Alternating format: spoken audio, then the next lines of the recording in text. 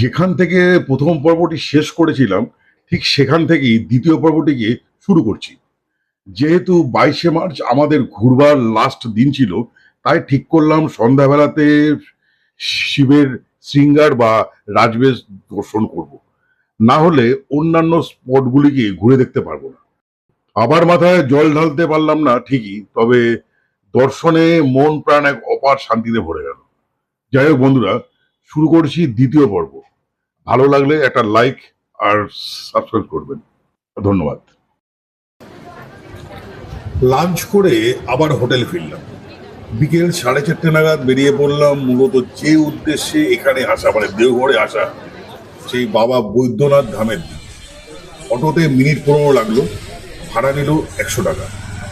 মন্দিরের থেকে 5 মিনিটের পায়ে হাঁটা দূরত্বে পৌঁছালাম একটি মিষ্টির দোকানে প্যাড়া কিনবার জন্য। এই বৈদ্যনাথ ধামে 4টি দ্বার আছে। আমরা যে দোকানটি থেকে প্যাড়া কিনলাম ঠিক তার বিপরীতে হলো মন্দিরের পূরব দ্বার। আমরা দোকানে জুতো রেখে মন্দিরে প্রবেশ করলাম। এক অন্যরকম অনুভূতি। বাবার মাথায় জল ঢালার উদ্দেশ্য নিয়ে ওখানে গেছিলাম। গিয়ে শুনলাম যে বিকেল 4টে নাগাদ নাকি লাইন বন্ধ হয়ে যায়। এরপর সন্ধ্যে 6:30 নাগাদ বাবার রাজবেশ দর্শনের জন্য লাইন পড়ে। এই রাজবেশ দর্শনে দেবাদিদেব মহাদেবের মাথায় কিন্তু জল ঢালার কোনো ব্যবস্থা নেই, শুধুমাত্র দাঁড়িয়ে আপনারা দেখতে পারেন এইটুকু। এই লাইনটিতে যে গেট দিয়ে প্রবেশ করতে হয়, মানে এই রাজবেশ দর্শনের জন্য, সেটা দেবী সরস্বতী মন্দিরের ঠিক পাশ দিয়ে একটা রাস্তা গেছে, ওখানে অবস্থিত। ঝাড়খণ্ডের দেওঘরে অবস্থিত বাবা বৈদ্যনাথ ধাম ভারতের 12টি জ্যোতির্লিঙ্গের মধ্যে অন্যতম, এবং এটি একটি অত্যন্ত পবিত্র সতীপীঠ হিসাবেও পরিচিত।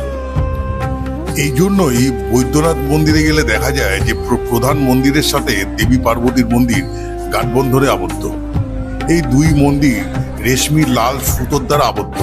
এর প্রকৃত অর্থ যা শিব এবং শক্তির মিলন। এবারে এই ধামটির নাম কেন বৈদ্যনাথ হলো, এর পেছনে কি ইতিহাস আছে, চলুন জানা যাক এই অদ্ভুত অলৌকিক ইতিহাস। পৌরাণিক কাহিনী অনুসারে রাবণ ছিলেন শিবের পরম ভক্ত। তিনি চেয়েছিলেন দেবাদিদেব মহাদেব কৈলাস ছেড়ে তার লঙ্কাপুরীতে এসে বসবাস করুন, যাতে লঙ্কা চিরকাল অজেয় ও সুরক্ষিত থাকে। শিব তার ভক্তিতে মুগ্ধ হয়ে তাকে লঙ্কায় যাওয়ার বর দিয়েছিলেন। রাবণ যখন লঙ্কায় শিবকে নিয়ে যাওয়ার সময় অহংকার বশত, আবার অন্য কাহিনী বলে প্রকৃতির ডাকে সাড়া দিতে গিয়ে, এক বৃদ্ধ ব্রাহ্মণের, যিনি ছদ্মবেশে ছিলেন স্বয়ং ভগবান বিষ্ণু, তার হাতের লিঙ্গটি ধরে রাখার অনুরোধ করেন। ভারী লিঙ্গ ধরে না রাখতে পেরে বৃদ্ধ শিবলিঙ্গটি মাটিতে রেখেছিলেন। তখন শিব নিজের ইচ্ছাতেই সেখানে প্রতিষ্ঠিত হন, যা রাবণের অহংকার নিরাময়কারী বা বৈদ্য হিসাবে পরিচিত পায়। রাবণের এই আচরণে শিব অসন্তুষ্ট হলেও রাবণের অনুতপ্ত হয়ে নিজের 10টি মস্তক বলি দেওয়ার মাধ্যমে ক্ষমা প্রার্থনা শিব অত্যন্ত প্রসন্ন হন। তিনি রাবণের 10টি মস্তক যথাস্থানে জোড়া লাগিয়ে দেন এবং তাকে সুস্থ করেন। শিব যেহেতু রাবণকে সুস্থ করে নিরাময় করেছিলেন, তাই তিনি বৈদ্য অর্থাৎ চিকিৎসক এবং বৈদ্যনাথ অর্থাৎ চিকিৎসকদের প্রভু নামে পরিচিত হন। আর যেহেতু ভগবান শিব এখানে প্রতিষ্ঠিত, তাই তার নাম বৈদ্যনাথ ধাম। প্রায় 6টা থেকে অপেক্ষা করার পর 7:30 নাগাদ গেট খুলল। অসম্ভব মানে ভিড় ছিল, অসম্ভব। তাই বেশ কিছুটা দেরি হয়ে গেছে। লাইন ঠেলতে ঠেলতে রাত প্রায় 9টা নাগাদ পৌঁছালাম বাবার দর্শনের মূল প্রবেশদ্বারে। তারপরে গিয়ে বাবাকে দর্শন করলাম। অবশেষে মনস্কামনা পূর্ণ হল। বৈদ্যনাথ ধামের এই যাত্রা কেবল একটি তীর্থযাত্রাই নয়, এটি শান্তি আর বিশ্বাসের এক অনন্য অভিজ্ঞতা। আচ্ছা বন্ধুরা, আজকের মতো এই অবধি। কালকে আবার নতুন যাত্রা। শুভরাত্রি বন্ধুরা। সুপ্রভাত বন্ধুরা, আজকে 22 মার্চ 2026। আজকে দেওঘরে আমাদের লাস্ট ডেট। আজকে আমরা যাব মধুপুর আর গিরিডি। মধুপুরে পেট্রোল গাড়ি ভাড়ি আর কি দেখার আছে ওগুলো দেখাবে, আর গিরিডিতে 3-4টে স্পট আছে। ওখান থেকে একটু আমাদের নতুন সারথি দাদাকে জিজ্ঞেস করতে তিনি বললেন আজকের ভ্রমণের স্থানগুলি খান্ডলি পাহাড়, খান্ডলি ড্যাম, উশ্রী ফলস এবং মধুপুরের পাট্রল কালীবাড়ি। এবারে কিছুক্ষণ পরে ড্রাইভার ভাই বললেন যে বুধাই পাহাড় নামক এক জায়গাতে খুব জাগ্রত বুধেশ্বরী দেবী মন্দির আছে, সেখানে যাওয়া যেতে পারে। হোটেল থেকে এই পাহাড়টি আসতে মোটামুটি 50 মিনিটের মতো লাগে। ড্রাইভার ভাই আরো বললেন যে যে কোনো শুভ অনুষ্ঠানের সূচনা এই মন্দির থেকে নাকি হয়, বিশেষ করে ওই যে মুন্ডনের যে অনুষ্ঠান হয়, মানে ওই যে নেড়া মাথার যে ব্যাপারগুলো হয়, ওই অনুষ্ঠানটি। এছাড়াও কথিত আছে যে শ্রীরামের বনবাসের সময় শ্রীরাম এবং সীতামাতা এখানে বসবাস করেছিলেন। এই যে হোলগুলো এখানে দেখা যাচ্ছে, এইগুলো হলো, এই পাহাড়টি অ্যাকচুয়ালি লাইমস্টোন মেড। এর ফলে বৃষ্টি এবং ওয়েদারের রিয়াকশনের ফলে এগুলো তৈরি হয়েছে, কিন্তু প্রবাদ বলে এগুলো নাকি ভগবানের পায়ের ছাপ। স্থানীয়দের মত অনুযায়ী সামনের এই পুকুরটি নাকি খুব পবিত্র।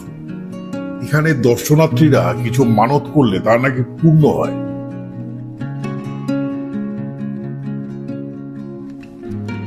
আর ওপরে গিয়ে ওই মন্দিরটি দেখা যাচ্ছে, ওই মন্দিরটির নাম হলো তিলেশ্বরী মন্দির। এখানে প্রতি বছর নবান মেলা অত্যন্ত ধুমধাম করে আয়োজিত হয়, যা এই অঞ্চলের অন্যতম সেরা মেলা। ঝাড়খণ্ড সরকার এটিকে রাষ্ট্রীয় মেলার মর্যাদা দেওয়ার পরিকল্পনা করেছে। মিনিট 20 অতিবাহিত করে 10টা নাগাদ ওই বুধেশ্বরী মন্দির থেকে আমরা রওনা দিলাম। পথে একটি খাবারের দোকানের সামনে গাড়িটি দাঁড় করিয়ে ড্রাইভার ভাই ব্রেকফাস্ট করল, আর আমরা খেলাম একটু চা এবং আলুর চপ। ঝাড়খণ্ড বা বিহারের আলুর চপগুলো কিন্তু কলকাতা থেকে একটু অন্যরকম। এখানকার আলুর পরিমাণটা একটু বেশি থাকে, বেশ ভালো খেতে লাগে। আচ্ছা বন্ধুরা, শহরের ভিড় থেকে দূরে পাহাড় আর লেকের মাঝখানে যদি একদিন হারিয়ে যাওয়া যায়, এবারে যাচ্ছি ঠিক সেরকম একটা জায়গা, গিরিডির লুকোনো রত্ন খান্ডলিতে। 11টা নাগাদ এসে পৌঁছলো এই খান্ডলিতে। প্রবেশ মূল্য নিল জন প্রতি 14 টাকা, গাড়ি 25 টাকা। খান্ডলি ঝাড়খণ্ডের গিরিডি জেলা সদর থেকে প্রায় 8 থেকে 10 কিলোমিটার উত্তর পূর্বে অবস্থিত। এটি মূলত একটি পাহাড় এবং জলাধারের সমন্বয়। এবারে ঝাড়খণ্ডের গিরিডি জেলার এক অসাধারণ জায়গা খান্ডলি। একদিকে বিশাল ড্যাম, অন্যদিকে বিশাল ব্যাপ্তি নিয়ে দণ্ডায়মান পাহাড় আর একটি মনোরম সুন্দর পার্ক। আজকের ভিডিওতে আমরা দেখাবো এখানে কিভাবে আসবেন, কি কি করবেন, আর এখানকার সৌন্দর্য কেন এত আলাদা। বিশাল এই ড্যাম আর তার চারপাশের পাহাড়ের প্রতিফলন দেখে মনে হবে কোনো এক ক্যানভাসে আঁকা ছবি। এই ড্যামটি মূলত চাষাবাদের জন্য তৈরি হলেও এখন এটি একটি প্রধান পর্যটন কেন্দ্র। প্রায় 1 লক্ষ পরিবারের জল সরবরাহ করে এই ড্যাম থেকে হয়। শীতকালে এখানে পরিযায়ী পাখিদের মেলা বসে, প্রচুর পাখি এখানে উড়ে আসে। খান্ডলি ড্যাম মূলত খান্ডলি লেক নামেও পরিচিত। এটি একটি কৃত্রিম জলাধার বটে। আগে এটি কেবল একটি সেচ প্রকল্প ছিল, কিন্তু এর পাথুরে ভূখণ্ড এবং শান্ত পরিবেশের কারণে ঝাড়খণ্ড সরকার এটিকে একটি অ্যাডভেঞ্চার ট্যুরিজম হাব হিসাবে গড়ে তোলে। বিশেষ করে রক ক্লাইম্বিং বা পাহাড় চড়ার জন্য এটি পূর্ব ভারতের অন্যতম প্রিয় জায়গা হয়ে উঠেছে। এই ড্যামের যে সেই যে হ্রদটা বা লেকটা দেখতে পাচ্ছেন, এই লেকের যে শান্ত পরিবেশ এবং শান্ত জল, এর উপরে নৌকা ভ্রমণ আপনার মনকে ভালো করে দেবে।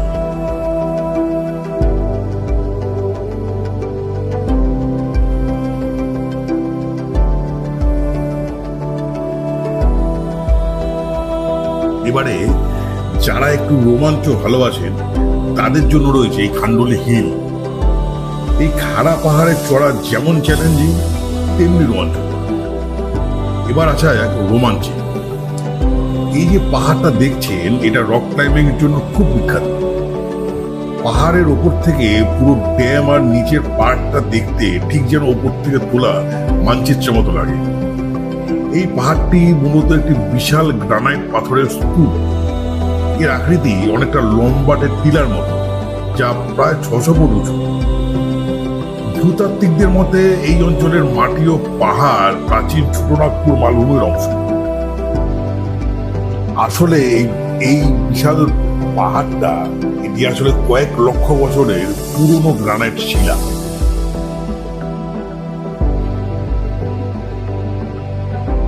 ফ্যামিলি নিয়ে পিকনিক হোক বা বন্ধুদের সাথে আড্ডা বা বাচ্চাদের বিনোদন, সবকিছুর জন্যই কিন্তু এই সেরা ঠিকানায় খান্ডোলি পার্ক। চারিদিকে সবুজ, মনকে এক নিমেষে শান্ত করে দেয়। এখানে আসার সেরা সময় হলো অক্টোবর থেকে মার্চ। তবে বর্ষাকালে ড্যাম যখন জলের টইটুম্বুর থাকে তখন কিন্তু অন্যরকম একটা রোমাঞ্চ লাগে। থাকার জন্য কাছেই পর্যটন কমপ্লেক্স আছে, সুতরাং থাকা খাওয়ার কোনো যেখানে চিন্তা নেই।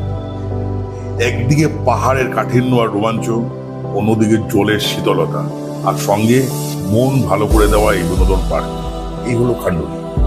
দেওঘর যদি আসেন বন্ধুরা, অবশ্যই এখানে একবার ঘুরে যাবেন।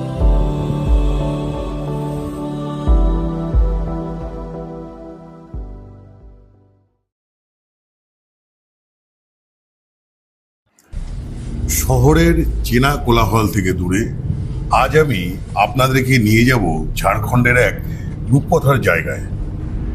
লাল মাটির দেশ আর পাহাড়ের বাঁকে যে এত সুন্দর একটা জলপ্রপাত লুকিয়ে থাকতে পারে সেটা উশ্রী ফলসে না এলে বিশ্বাসই করতে পারতাম না। চলুন একসাথে এবারে ঘুরে দেখব উশ্রী ফলস। খান্ডোলি ড্যাম থেকে উশ্রী ফলসের দূরত্ব 20 থেকে 25 কিলোমিটারের মতো। দুপাশে ঘন শাল আর মহুয়ার বন, আর মাঝখান দিয়ে পিচ ঢালা রাস্তা। জার্নিটা কিন্তু বেশ রোমাঞ্চকর ছিল। উশ্রী শব্দের অর্থ হলো সুন্দর উৎস। ঝাড়খণ্ডের গিরিডি জেলার একটি জনপ্রিয় প্রাকৃতিক পর্যটন কেন্দ্র হলো এই উশ্রী ফলস।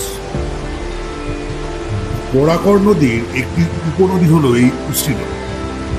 গিরিডি শহর থেকে প্রায় 13 কিলোমিটার দূরে উশ্রী নদী যখন পাহাড়ের খাদ দিয়ে নিচে ঝাঁপিয়ে পড়ে তখনই তৈরি হয় এই অপূর্ব জলপ্রপাত। উশ্রী নদীর জলরাশি 3টি প্রধান ধাপে পাথরের উপর দিয়ে নিচে নেমে এসেছে।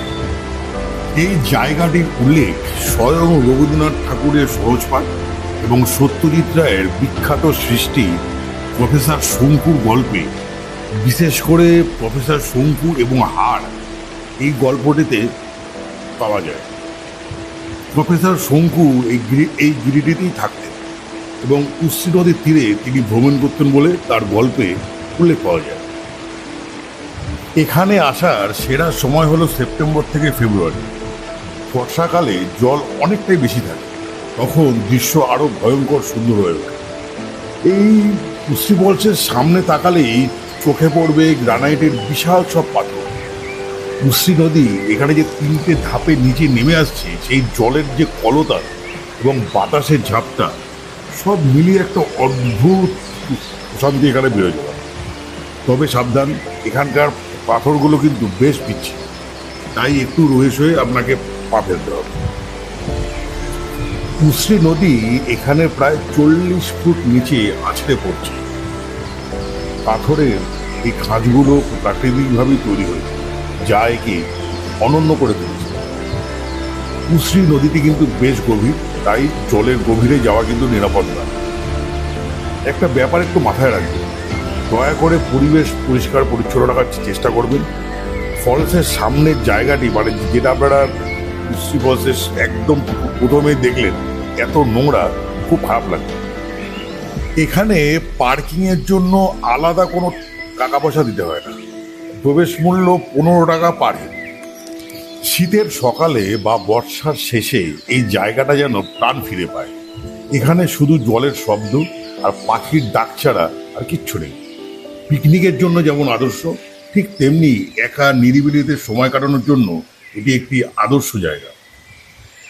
বর্ষাকালে ঝর্ণার রূপ সম্পূর্ণরূপে দেখা যায় ঠিকই, তবে শীতকাল কিন্তু ভ্রমণের জন্য অত্যন্ত আরামদায়ক। উশ্রী ফলসের এই ছোট সফরটা আমার মনে অনেকদিন গেঁথে থাকবে। গিরিডিতে এলে এই প্রাকৃতিক সৌন্দর্য ভরা উশ্রী ফলসে অবশ্যই একবার আসবেন।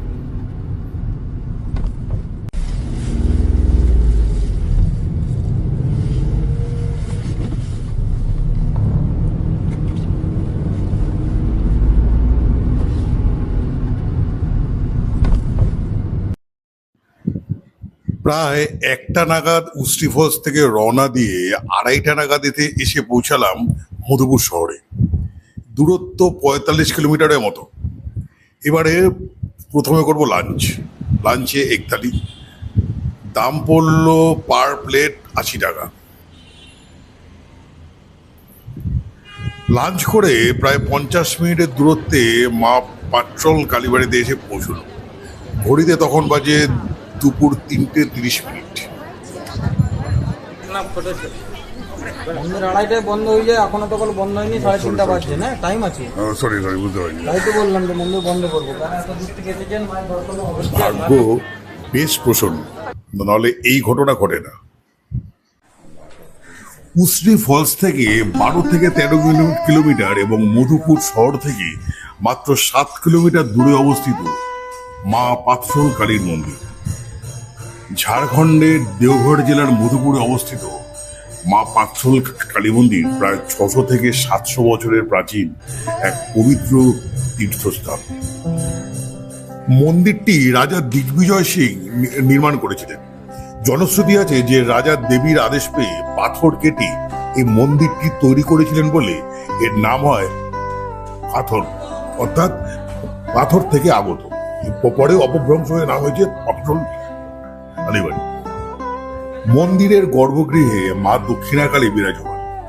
মূল মন্দিরের চারপাশে আরো 9টি ছোট ছোট মন্দির রয়েছে, যা এই চত্বরকে এক অনন্য আধ্যাত্মিক রূপ দেয়। বিশেষ বিশেষ তিথিতে যেমন অমাবস্যা বা দীপাবলি এখানে দেশ বিদেশ থেকে হাজার হাজার ভক্তের সমাগম ঘটে। বিশেষ করে শনি এবং মঙ্গলবার এখানে ভক্তদের ঢল নামে। একসময় এখানে পশু বলির প্রথা থাকলেও বর্তমানে এটি মূলত ভক্তি আর শান্তির পীঠস্থান হিসাবে পরিচিত। কার্তিক মাসের অমাবস্যায় যখন দীপাবলির আলোয় চারপাশ সেজে ওঠে, তখন পাট্রল কালীবাড়িতে শুরু হয় এক বিশাল উৎসব। বার্ষিক মেলায় কয়েক হাজার মানুষের সমাগম হয়। দূর দূরান্ত থেকে মানুষ ছুটে আসেন মা কালীর আশীর্বাদ দিতে। আপনি যদি মধুপুরে ভ্রমণে আসেন, তবে একটা রিকোয়েস্ট করব, এই প্রাচীন মন্দিরটিকে আপনার তালিকায় অবশ্যই রাখবেন। যাতায়াত অত্যন্ত সহজ। মধুপুর রেল স্টেশন থেকে অটো বা ট্যাক্সি করে সহজেই এখানে আসা যায়, মিনিট 15-20 লাগে। আধ্যাত্মিক শান্তি আর ইতিহাসের ছোঁয়া পেতে একবার অবশ্যই ঘুরে যাবেন মা পাট্রল কালীর মন্দিরে। দেওঘর, শিমুলতলা এবং মধুপুরের ভ্রমণের এই মায়ের মন্দির ছিল আমাদের শেষ গন্তব্যস্থল। এবারে ঘরে ফেরার পালা।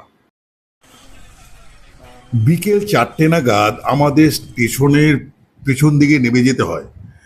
ড্রাইভার ভাই বললেন গাড়ি স্টেশনের সামনের দিকে যাবে না। কি আর বলবো, যেটা পুরোপুরি বলছি, ইচ্ছা করে এটা করলো। যাই হোক, অনেকটা হেঁটে স্টেশনের সামনের দিকে এলাম এবং জানলাম লোকাল টিকিটের বুকিং 6টার পরে দেওয়া হবে, কারণ ট্রেন কখন আসবে তখনও জানা যায়নি। বাসের খোঁজ করে জানলাম একটি সকালে এবং একটি দুপুর নাগাদ মধুপুর থেকে আসানসোলের উদ্দেশ্যে ছাড়া। তা এই খোঁজ খবরটা নিয়েছিলাম আমরা একটা টোটোতে করে। আমার আপ ডাউন পড়ে গেল প্রায় 80 টাকা। 6:30টায় ট্রেন, হাতে অনেকটাই সময় ছিল। লোকাল মার্কেটটাও দেখলাম এই আসা যাওয়ার ফাঁকে।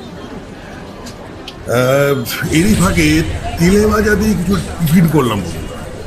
অতীব সুস্বাদু মধুপুরের এই তেলে ভাজা, এখানে এলে একবার ট্রাই অবশ্যই করতে পারে।